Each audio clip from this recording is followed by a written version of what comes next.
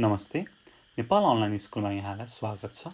आज हामी in on एटको other uses भनेर छ हाम्रो एडिसनल थोरै हैन के छ त अदर युजेसहरू भन्ने ग्रामेटिकल रुलको आज एक्सरसाइज गर्न जाँदैछौँ, जसमा हामीले थोरै कुराहरू भनेका छौँ। त्यो चाहिँ हामी ठ्याक्कै यहाँनिर इम्प्लिमेन्ट गर्छौँ है। अब फर्स्टमा भनेको छ complete the sentences using in लगाएर तल सेन्टेन्सहरू कम्प्लिट गर्नु पर्यो, बक्सामा दिएको छ। अब इन केमा लाग्छ त भन्दाखेरि अब थोरै म मुखले मात्रै भन्छु, in the rain, in the sun, in the shade, in the dark, in bad weather, यस्तोमा लाग्छ।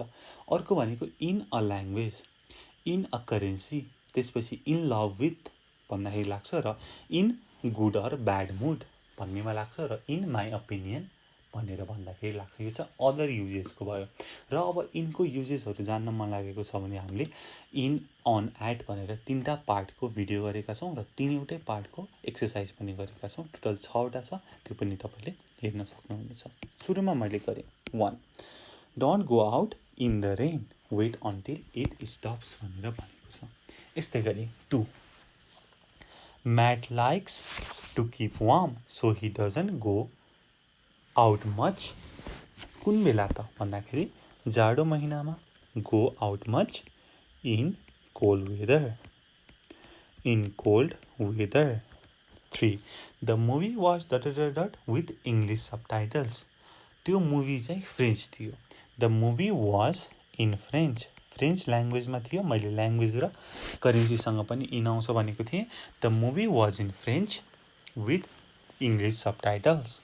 4, they fell almost immediately and were married in a few weeks भनेको छ। अब भनेको छिटै नै मायामा परे। Okay, they fell in love almost immediately and were married in a few weeks. 5, I don't feel like going to a party tonight. I'm not म राम्रो मुडमा छैन। I'm not in the mood, त्यहाँ फर्स्टमै छ हेर्नुहोस् त मुडको कुरा। I'm not in the mood. 6, it's too hot here. I'm going to sit under that tree. अब ट्रीको मुनि के छ? सेड, सेडको कुरा छ। I'm going to sit in the shade under that tree. 7, Amanda thought the restaurant was okay, but it wasn't very good. मेरो विचारमा है, in my opinion, it wasn't very good. अब हाम्रो last 8, 50 miles, what's the kilometre, किलोमिटरमा कति हुन्छ त भन्ने कुरा भनेको छ। 50 miles, what's that in kilometre, किलोमिटरमा कति हुन्छ, what's that in kilometers। ठिक छ हो। अब हामी अनको कुरा गरौँ, इनको कुरा त हाम्रो भइसक्यो है। अब अन भनेको छ। अब complete the sentences using on plus following. On use गर्नु पर्यो र अरू कुरा गर्नु पर्यो। अब अन केमा युज हुन्छ त? On TV, on radio, on the phone, on fire, on purpose, on the whole. यस्तै गरी on holiday, on a trip, on a business, on strike, on a diet हो। यस्तो कुरा चाहिँ हुन्छ अनसँग भनेर पढेका छौँ। तपाईँले यसको ग्रामेटिकल रुलको भिडियो हेर्नुभयो भने तपाईँलाई थाहा भइहाल्छ है। र यहाँनिर अन यसमा लाग्छ भनेर भनेकै छ। Okay, 1, I heard the weather forecast on the radio गरेर द रेडियोलाई काटेको छ। It's going to get warmer. 2, workers at the company have gone to pay for better pay and conditions भनेको छ। भनेपछि उनीहरू चाहिँ हडतालमा गए, स्ट्राइक बन्दमा गए। ठिक छ, they have gone on strike. यसपछि 3, don't go if you don't like being at sea. Don't go अब क्रुजमा है, don't go on a cruise if you don't like being at sea. 4, there was panic when people realized that the building was आगोमा भनेपछि the building was on fire. There was panic when people realized that the building was on fire. 5, Soon after we arrived, we were taken of the city. हामीलाई चाहिँ टुरमा लगियो. We were taken on a tour of the city. 6. Emma has lost, my bad. Emma has lots of useful apps. केमा त भन्दाखेरि अब app भन्ने बित्तिकै फोनको कुरा. Emma has lots of useful apps on her phone. हामीले on राख्ने कुरा गरेका छौँ. On her phone. 7. I feel lazy this evening. Is there anything worth watching? केमा त टिभीमा भनेर भनेको छ. Is there anything worth watching on TV? 8. I'm sorry, it was an accident. I didn't do it. मैले जानी मैले intentionally गरेको होइन. I didn't do it on purpose. On purpose. I didn't do it on purpose. 9. If you are there are certain things you are not allowed to eat. हैन, तपाई डाइटमा हुनुहुन्छ भने if you are on a diet, there are certain things you are not allowed to eat. 10. We will be from Friday. We are going to the mountain. भनेपछि हामी होलिडेमा जाँदैछौँ. We will be on holiday from Friday. We are going to the mountains. 11. Jane's job involves a lot of traveling. She often has to go away. केमा त बिजनेसमा. She often has to go away on business. 12.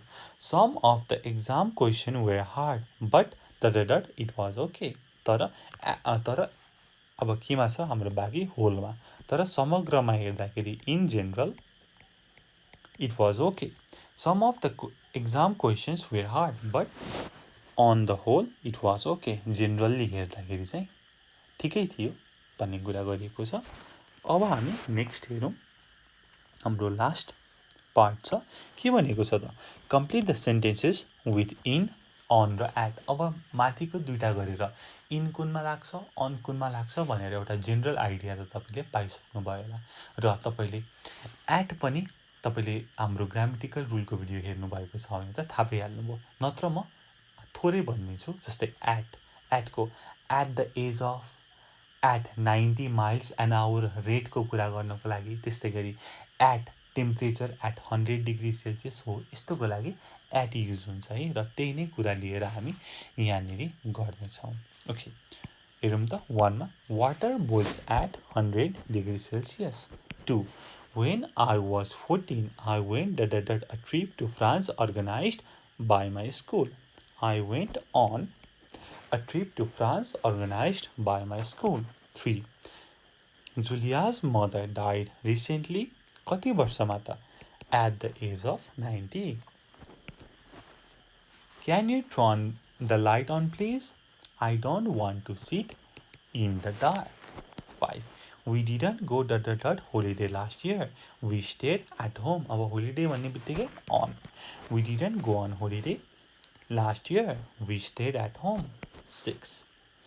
I hate driving fog. You can't see anything. I hate driving in fog. You can't see anything. 7. Technology has developed great speed. केमा त भन्दाखेरि at great speed. 8. David got married 19, which is rather young to get married. कति वर्षमा भन्दाखेरि at the age of 19. 9. I listened to an interesting program, the radio, this morning. भनेपछि radio टिभीमा के लाग्छ? on the radio this morning. 10. I wouldn't like to go a cruise. I think I will get bored. I wouldn't like to go on a cruise. I think I will get bored. 11.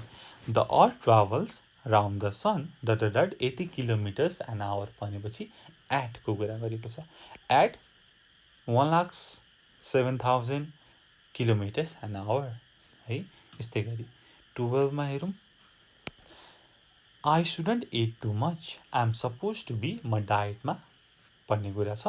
I'm supposed to be on a diet. हामीले ठ्याक्कै माथि यही कुरा हेरेका थियौँ. I'm supposed to be on a diet. 13.